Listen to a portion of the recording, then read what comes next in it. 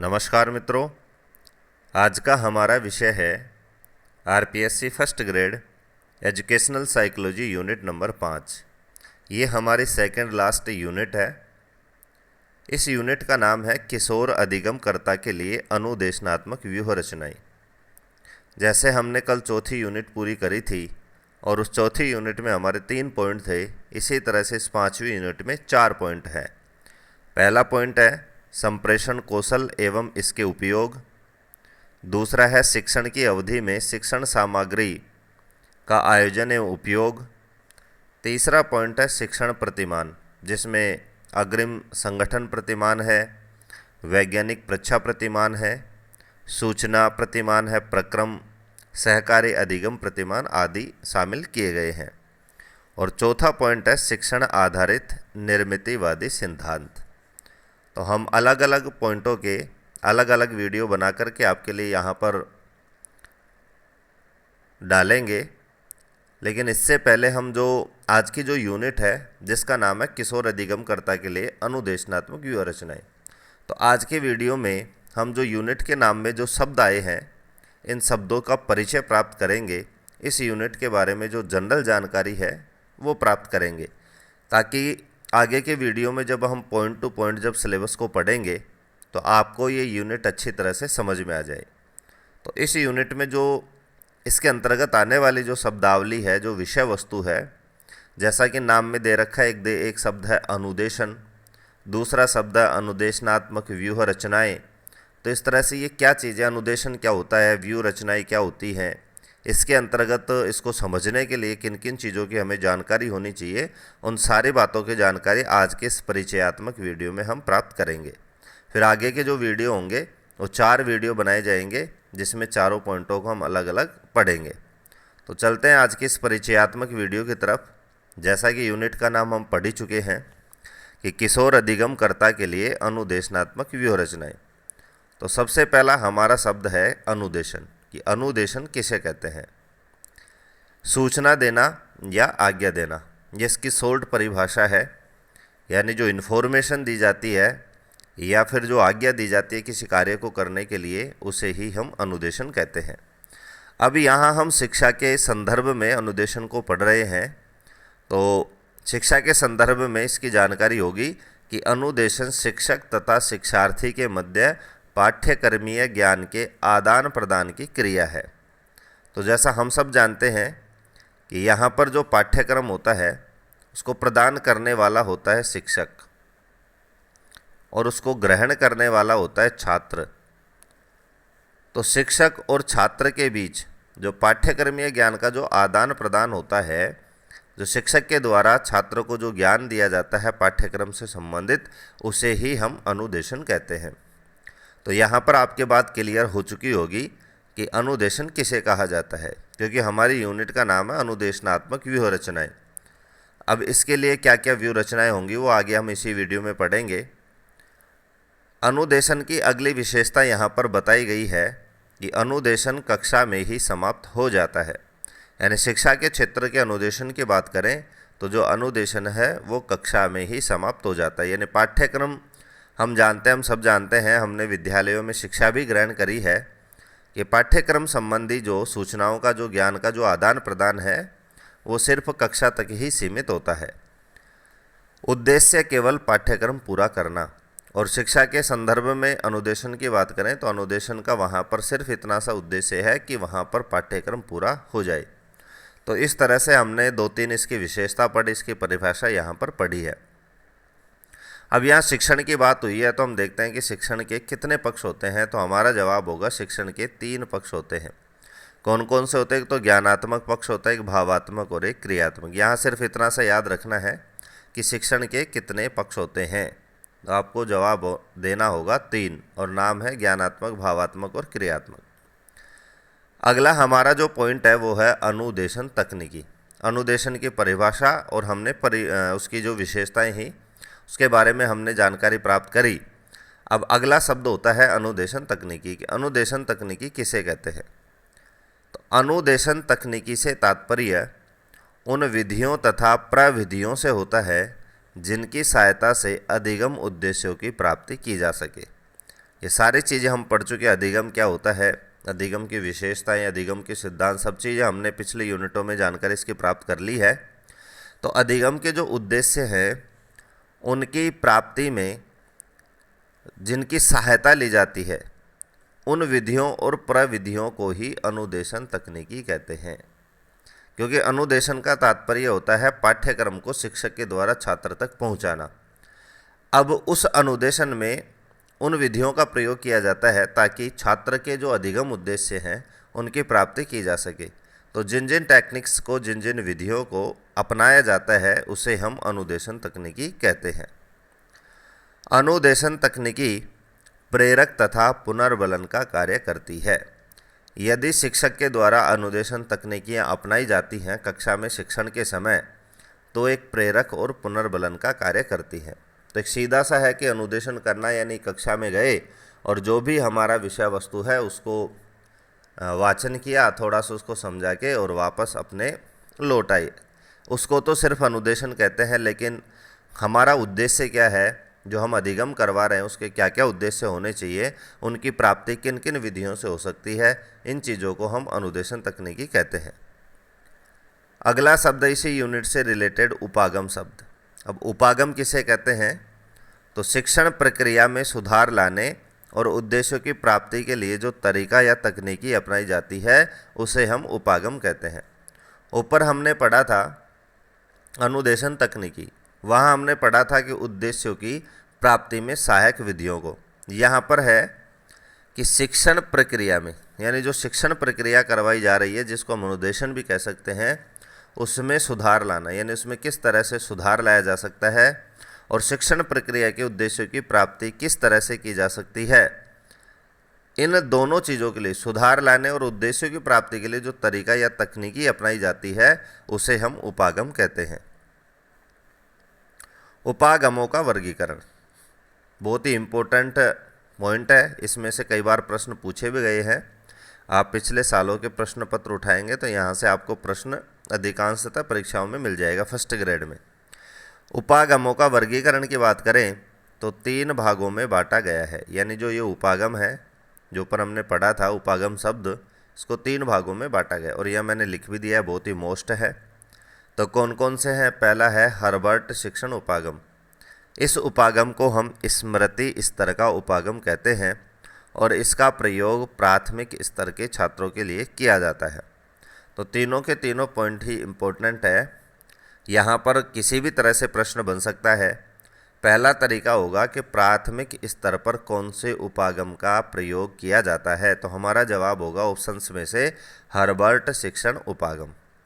दूसरी तरीके से यहाँ पर प्रश्न पूछा जा सकता है कि कौन से उपागम को स्मृति स्तर का उपागम कहा जाता है, तो वहाँ पर हमारा जवाब होगा हर्बर्ट शिक्षण उपागम। या फिर इधर से भी प्रश्न स्टार्ट हो सकता है कि हर्बर्ट शिक्षण उपागम का प्रयोग कौन से स्तर के बालकों के लिए किया जाता है, तो जवाब होगा प्राथमिक स्तर। या फिर इसको कौन सी स्तर का नाम दिया गया, तो भी हमारा जवाब होगा स्मृति स्तर। इस तरह से तीनों ही बातें आपको याद रखनी है। आगे इनकी जो विस्तृत जो जानकारी है, इससे संबंधित और क्या क्या प्रश्न हो सकते हैं जो हम डिटेल से भी यहीं पर पढ़ेंगे। लेकिन यहाँ सिर्फ आपको याद रखना है कि उपागमों का वर्गीकरण 3 भागों में किया गया है, जिनमें पहला है हर्बर्ट शिक्षण उपागम, जो प्राथमिक स्तर के विद्यार्थियों के लिए इसका उपयोग किया जाता है। दूसरा है मोरिसन शिक्षण उपागम, ये बोध स्तर का उपागम इसे कहते हैं, यानी समझ के स्तर का उपागम इसको कहा जाता है और इसका जो प्रयोग है वो माध्यमिक स्तर के छात्रों के लिए किया जाता है। उत्तरोत्तर इसमें वृद्धि हो रही है, पहले प्राथमिक स्तर फिर माध्यमिक स्तर। तीसरा है हंट शिक्षण उपागम, इसको हम चिंतन स्तर का उपागम कहते हैं और इसका जो प्रयोग है वो उच्च माध्यमिक स्तर के विद्यार्थियों के लिए किया जाता है। क्योंकि उच्च माध्यमिक स्तर के जो विद्यार्थी हैं वो ना तो रटने पर बल देते हैं, ना समझ पर, वो ज़्यादा चिंतन पर, यानी जो तर्क है उस पर आधारित उनकी सोच होती है। इसीलिए ये उच्च माध्यमिक स्तर का इसको उपागम को माना गया है। तो तीनों को आपको नाम याद रखना है, हर्बर्ट, मोरिसन और हंट। अब इनकी थोड़ी सी हम डिटेल में जानकारी प्राप्त करते हैं। तो पहला हमारा उपागम था हर्बर्ट शिक्षण उपागम। इसमें गत अनुभवों का स्मरण व उनका प्रयोग किया जाता है। तो यहाँ से भी प्रश्न बनता है कि गत अनुभवों का स्मरण व उनका प्रयोग कौन से उपागम में किया जाता है। तो हमारा जवाब होगा हर्बर्ट शिक्षण उपागम। यहाँ पर गत अनुभव का मतलब है कि व्यक्ति के जीवन में, छात्र के जीवन में जो पिछले अनुभव हैं उनको स्मरण करना, याद करना और उनका फिर से प्रयोग करना अधिगम में, ये हर्बर्ट शिक्षण उपागम की विशेषता है। यहाँ पर एक शब्द आया स्मरण, इसीलिए इसको स्मृति स्तर का उपागम भी कहा गया है, जैसा हमने पिछली स्लाइड में देखा था। स्मृति स्तर के शिक्षण के उद्देश्य। अब इस शिक्षण उपागम के उद्देश्य क्या क्या है कि तथ्यों का ज्ञान प्राप्त करना, तथ्यों को याद करना और सीखे हुए का प्रत्यास्मरण यानी पुनः पुनः उसको रटना। तो यहाँ पर जो मुख्य उद्देश्य है इस उपागम का वो यही है कि तथ्यों को किस तरह से याद रखा जाए, उनका ज्ञान किस तरह से प्राप्त किया जाए और सबसे ज़्यादा जो बल दिया जाता है वो इसमें रटने पर दिया जाता है, बार बार याद करने पर इसमें बल दिया जाता है। शिक्षक अधिक सक्रिय, छात्र केवल अनुसरण करता। बहुत ही इम्पोर्टेंट पॉइंट है कि ऐसा कौन सा उपागम है जिसमें शिक्षक अधिक सक्रिय रहता है और छात्र केवल अनुसरणकर्ता के रूप में भूमिका निभाता है। तो भी हमारा जवाब होगा हर्बर्ट शिक्षण उपागम। रटने पर बल, तो हर पॉइंट से आपको प्रश्न बना करके कल्पना करनी है कि कैसे, किस तरह से यहाँ से प्रश्न बन सकता है, यानी रटने पर बल कौन से उपागम पर दिया जाता है। इस तरह से मैं बताने लगूंगा तो हमारा वीडियो ज़्यादा बड़ा होगा। तो आप समझ चुके हैं कि किस तरह से, कितना इम्पोर्टेंट है, कैसे कैसे ऐसे प्रश्न बन सकते हैं। वस्तुनिष्ठ प्रश्नों को अधिक महत्व। इस प्रकार के उपागम में वस्तुनिष्ठ प्रश्नों को अधिक महत्व दिया जाता है। मौखिक व लिखित दोनों प्रकार की परीक्षा, यानी हर्बर्ट शिक्षण उपागम में दोनों प्रकार की परीक्षाओं को स्थान दिया गया है, मौखिक को भी और लिखित को भी। ये पॉइंट इसलिए याद करना है क्योंकि जो तीनों उपागम हम पढ़ेंगे इनमें तीनों चीज़ों में अंतर है। कहीं पर वस्तुनिष्ठ प्रश्नों को अधिक महत्व दिया गया है, कहीं पर निबंधात्मक को दिया गया है, किसी में मौखिक परीक्षा को स्थान दिया गया है तो किसी में लिखित। इसलिए अलग अलग करके आपको इनको याद रखना है। दूसरा जो हमारा उपागम है जो हमने देखा था जिसका नाम था मोरिसन शिक्षण उपागम, ये एक विचारहीन या विचार युक्त चिंतन के मध्य की अवस्था है। विचारहीन से तात्पर्य है हमारा जो पहला उपागम था हर्बर्ट शिक्षण उपागम, उसको हम विचारहीन उपागम कहते हैं, और हमारा जो लास्ट का जो उपागम होगा उसको हम विचार युक्त चिंतन के नाम से भी जानते हैं। तो इन दोनों के बीच का जो उपागम है वो मोरिसन शिक्षण उपागम है, इसीलिए इसको मध्य की अवस्था कहा गया है। गूढ़ तथ्य व भावों को समझाने की क्षमता विकसित करना, यानी इसका जो उद्देश्य है, जैसे पिछले उपागम का उद्देश्य हमने पढ़ा था कि तथ्यों को याद करना, तथ्यों को ज्ञान प्राप्त करना और विषय वस्तु को बार बार रट करके याद करना। तो इसका उद्देश्य क्या है, गूढ़ तथ्यों यानी जो भी गूढ़ तथ्य हैं, छिपे हुए तथ्य हैं और जो भाव हैं छिपे हुए, उनको समझाने की क्षमता विकसित करना। रटने की अपेक्षा समझने पर बल, इसीलिए इसको बोध स्तर, स्मृति स्तर का उपागम नहीं कहा गया, इसको बोध स्तर का कहा गया है क्योंकि इस उपागम में रटने की अपेक्षा बोध पर यानी समझने पर बल दिया गया है। पीछे वाले में रटने पर बल दिया गया था। छात्र व शिक्षक दोनों क्रियाशील, पिछले वाले में हमने पढ़ा था कि शिक्षक अधिक क्रियाशील और छात्र केवल अनुसरण करता, लेकिन दूसरा हमारा जो उपागम है इसमें दोनों ही क्रियाशील रहते हैं, छात्र भी और शिक्षक भी। वस्तुनिष्ठ, लघुत्रात्मक व निबंधात्मक तीनों प्रकार के प्रश्नों का समावेश। तो देख सकते हैं कि किस तरह से तीनों में अंतर है। तो यहाँ पर तीनों प्रश्नों को शामिल किया गया है। वस्तुनिष्ठ प्रश्नों को भी इस उपागम में शामिल किया जाता है, लघुत्रात्मक प्रश्नों को भी शामिल किया गया और निबंधात्मक प्रश्नों को भी यहाँ पर शामिल किया गया है। यहाँ पर भी जैसे पहले उपागम में दोनों प्रकार की परीक्षाओं को शामिल किया गया है, उसी तरह से यहाँ भी दोनों को किया गया है, परीक्षा मौखिक व लिखित दोनों प्रकार की। तीसरा हमारा उपागम है हंट शिक्षण उपागम, स्मृति व बोध दोनों का मिश्रण, यानी जो ऊपर हमने दो पढ़े थे उन दोनों का ये मिश्रण है। शिक्षण समस्या केंद्रित, यहाँ पर जो शिक्षण होता है वो समस्या केंद्रित होता है, यानी किसी समस्या को उपस्थित करके उसके समाधान के ऊपर ही शिक्षण करवाया जाता है। छात्र के मौलिक चिंतन को मान्यता, यहाँ पर न तो रटने पर बल दिया जाता है न समझने पर बल दिया जाता है। यहाँ पर जो छात्र उसका जो व्यक्तिगत जो चिंतन है उसको मान्यता प्रदान की जाती है, उसको खुलकर सामने आने का अवसर प्रदान किया जाता है।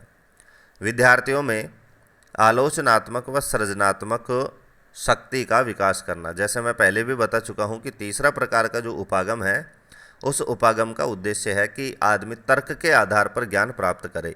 तो उसी पॉइंट को यहाँ पर समझाया गया है कि विद्यार्थी में आलोचनात्मक और सृजनात्मक शक्ति का विकास करना इस उपागम का उद्देश्य है।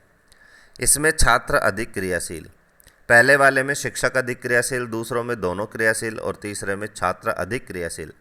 निबंधात्मक प्रश्नों को अधिक महत्व है, पहले में वस्तुनिष्ठ प्रश्नों को, दूसरे में 3 प्रकार के प्रश्नों को, और यहाँ पर तीसरे उपागम में सिर्फ निबंधात्मक प्रश्नों को अधिक महत्व दिया जाता है। तो ये था हमारा जो उपागम शब्द था उसकी परिभाषा और उसका वर्गीकरण, और उससे संबंधित इसलिए उसको शामिल किया है कि हम पिछले प्रश्नों को उठा करके देखेंगे तो उसमें से हर विषय के प्रश्न पत्र में आपको एक प्रश्न अवश्य मिलता है। इसी तरह से उसको आपको हल्के में ना लेकर के और उसको अच्छी तरह से याद रखना है। अब हमारा पॉइंट चल रहा था, जैसे हमारे यूनिट का नाम भी है अनुदेशनात्मक प्रणाली। तो अब अनुदेशन तो हमने पढ़ ही लिया है, अनुदेशन की विशेषताएं हमने पढ़ी है। अब है अनुदेशनात्मक प्रणाली क्या होती है। अनुदेशनात्मक प्रणाली के मुख्य पैरामीटर्स, पहले पैरामीटर्स देखते हैं कि इसके क्या क्या भाग होते हैं, कौन कौन सी शब्दावली का इसमें प्रयोग किया गया है। तो पहला शब्द है अदा या निवेश, दोनों समानार्थी हैं, अदा या निवेश, जिसको हम इनपुट भी कहते हैं। इसके अंतर्गत विद्यार्थी, अध्यापक या पाठ्य वस्तु। तो यहाँ से प्रश्न, हमारा उद्देश्य है यहाँ पर इस चैनल पर कि आपको ये चीज़ें तो किताबों में या अन्यत्र में मिल जाएंगी, लेकिन आपको हर यूनिट में, चाहे वो मैनेजमेंट हो चाहे साइकोलॉजी हो, मैंने आपको हर जगह ये बताया कि यहाँ से प्रश्न किस तरह से बन सकता है।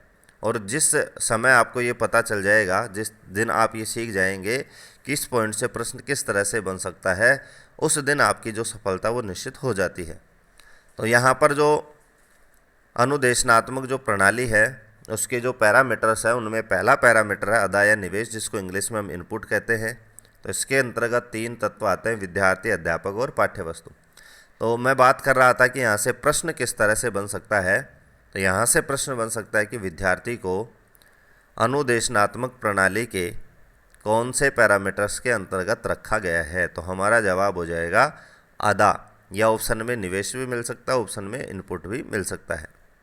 इसी तरह से आगे वाले जो पॉइंट है उनको भी हमें याद रखना है। दूसरा पैरामीटर है प्रक्रम या प्रक्रिया, जिसका आवृत्ति भी कहते हैं, इंग्लिश में इसको प्रोसेस कहा जाता है। इसके अंतर्गत कौन कौन सी चीज़ें आती हैं, अनुदेशनात्मक जो विधियां हैं, व्यूह जो रचनाएं हैं, तथा जो उपागम है। अब ये चीज़ें नई नहीं हैं, व्यूह रचनाएं भी आपको बता दी गई हैं, उपागम क्या होता है, अनुदेशन क्या होता है, ये सारी चीज़ें आपको बता दी गई है। तीसरा पैरामीटर है प्रदा या निर्गत, जिसको इंग्लिश में कहते हैं आउटकम्स, यानी अनुदेशनात्मक उद्देश्यों की प्राप्ति। तीनों एक दूसरे से जुड़े हुए हैं। यानी स्टार्ट में हमने बताया कि शिक्षक, छात्र और पाठ्यक्रम, यानी जब भी अनुदेशन हमारा स्टार्ट होता है तो मुख्य 3 चीज़ें होती हैं।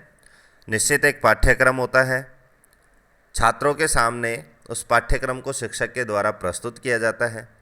उसके बाद में उसको प्रस्तुत करते समय विभिन्न अनुदेशनात्मक विधियों का प्रयोग किया जाता है, व्यू रचनाओं का प्रयोग किया जाता है, उपागम का प्रयोग किया जाता है, इसलिए उसको दूसरा स्थान दे दिया। इन सब का उपयोग करने के बाद में हमारा उद्देश्य होता है कि अनुदेशनात्मक उद्देश्य की प्राप्ति हो सके, उसे ही हम प्रदा कहते हैं। और चौथा है पर्यावरणीय संदर्भ, यानी इनसे अतिरिक्त जो चीज़ें हैं उनको हम पर्यावरणीय संदर्भ के अंतर्गत रखते हैं। जैसे वातावरण जन्य परिस्थितियां हैं, विद्यार्थी अध्यापक संबंध को इसके अंतर्गत रखा गया है, विद्यालय की व्यवस्था को भी पर्यावरणीय संदर्भ के अंतर्गत रखा गया है, विद्यालय प्रबंधन को, अनुशासन को, विद्यालय व समाज के संबंध को। तो इस तरह से चारों पैरामीटर्स के अंतर्गत कौन सी चीज़ें आती हैं वो आपको अच्छी तरह से याद रखना है। अब हम देखते हैं कि शिक्षण व्यूह रचनाएं क्या होती हैं, शिक्षण नीतियाँ क्या होती हैं, क्योंकि हमारे यूनिट में व्यूह रचना शब्द भी आपको दिखाई दिया था।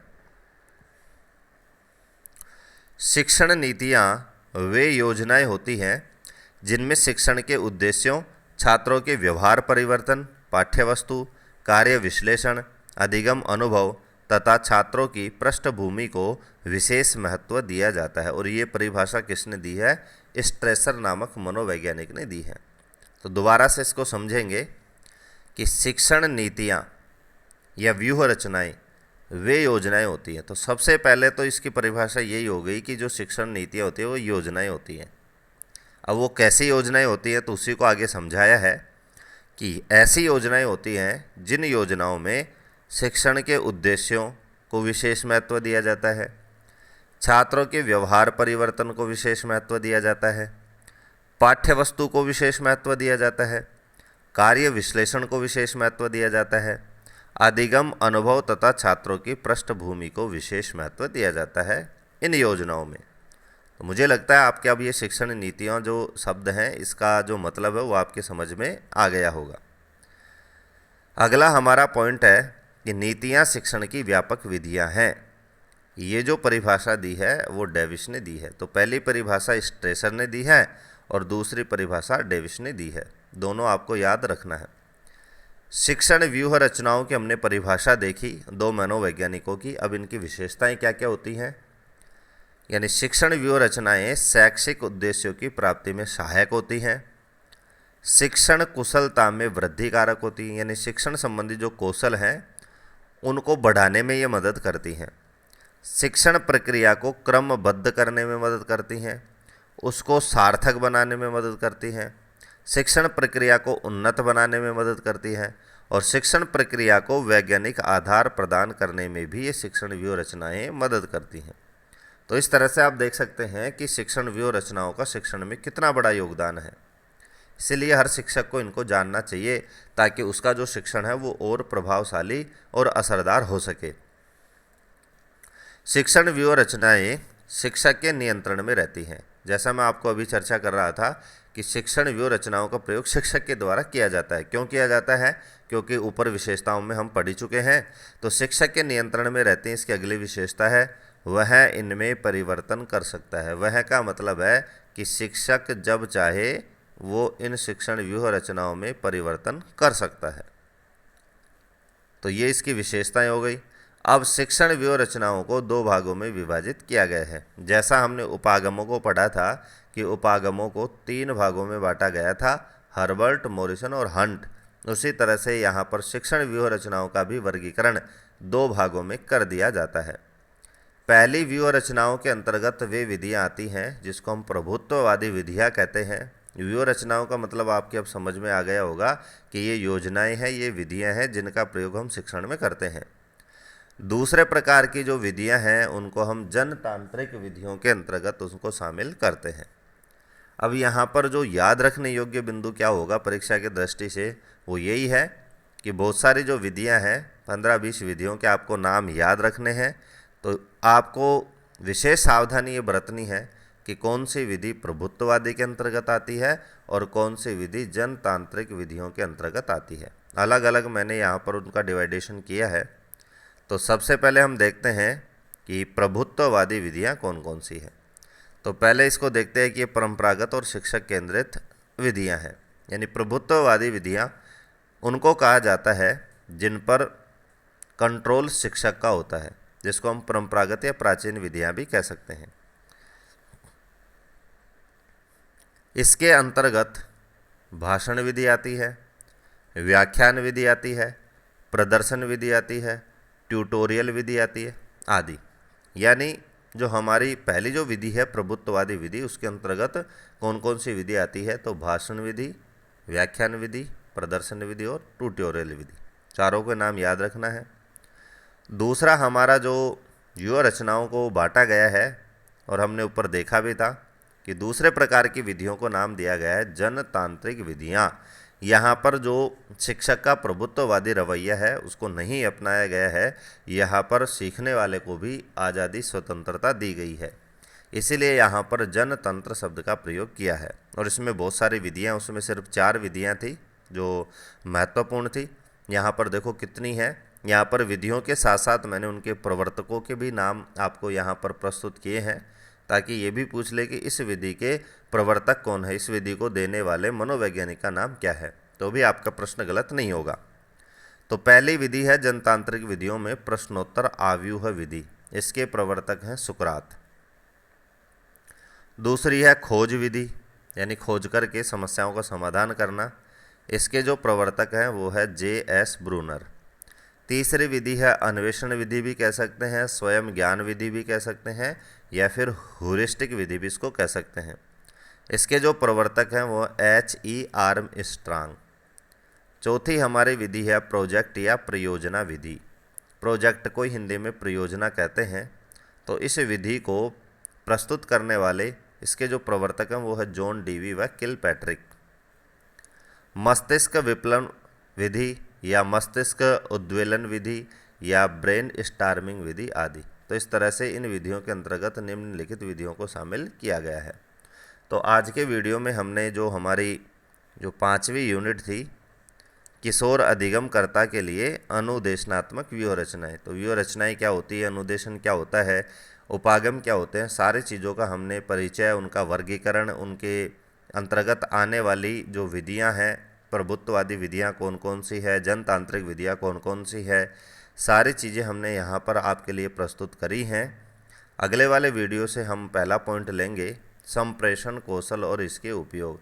इस तरह से मैंने जिस तरह से आपको स्कूल मैनेजमेंट का पॉइंट टू पॉइंट कोर्स करवाया था, उसी तरह से आप यहाँ भी देख रहे होंगे कि पहले मैं सिलेबस का स्क्रीनशॉट डालता हूँ जो आरपीएससी द्वारा अपनी साइट पर डाल रखा है, जो पुराना है। बदलाव होगा तो वो भी हम थोड़ा बहुत बदलाव हो सकता है तो हम उसको अलग से यहाँ पर पढ़ लेंगे, लेकिन हमारा उद्देश्य है अकॉर्डिंग टू सिलेबस हमारा पाठ्यक्रम पूरा करना। और जिसने भी अपने जीवन में अकॉर्डिंग टू सिलेबस तैयारी करी है उसको सफलता से सफल होने से कोई नहीं रोक सकता। ये मेरा खुद का अनुभव है, ये मेरा आपसे वादा है। तो इस तरह से आप देख सकते हैं कि हम पॉइंट टू पॉइंट करते करते धीरे धीरे हमारे पाठ्यक्रम जो साइकोलॉजी का है, जो हमारे विषय वस्तु का जो प्रश्न पत्र होगा, द्वितीय प्रश्न पत्र जिसको हम कहते हैं, उसमें जो 150 प्रश्न होंगे, उन 150 प्रश्नों में जो 30 प्रश्न होंगे वो इन्हीं 6 यूनिटों से आएंगे। और आपके इन 30 प्रश्न ही आपके जो सिलेक्शन है उसमें महत्वपूर्ण योगदान भूमिका निभाते हैं। तो इस तरह से आप पॉइंट टू पॉइंट तैयारी करते हैं तो मुझे आशा ही नहीं, पूरा विश्वास है कि आपको सफलता अवश्य मिलेगी। तो आज का वीडियो आपको कैसा लगा, फीडबैक देने के लिए कमेंट और लाइक अवश्य करें। वीडियो को अंत तक देखने के लिए धन्यवाद।